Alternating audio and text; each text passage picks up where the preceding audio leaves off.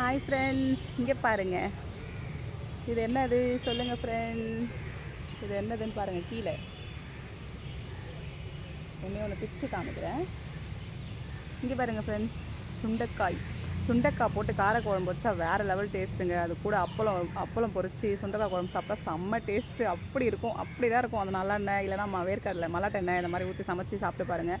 வெறும் காரக்குழம்பு மட்டும் இல்லைங்க, இட்லி சாம்பார் வைப்போம் இல்லைங்க, அந்த மாதிரி கத்திரிக்காவுக்கு பதில் சுண்டைக்காயை போட்டு அந்த இட்லி சாம்பார் மாதிரி வச்சு அந்த சட்டியில் கடைஞ்சி சாப்பிட்டு பாருங்கள். குழந்தைங்களுக்கு பீஸும் கிடைக்காது, சுண்டைக்கானே தெரியாமல் அவங்க சாப்பிடுவாங்க. என் குழந்தைங்களுக்கு அந்த மாதிரி தாங்க கொடுப்பேன்.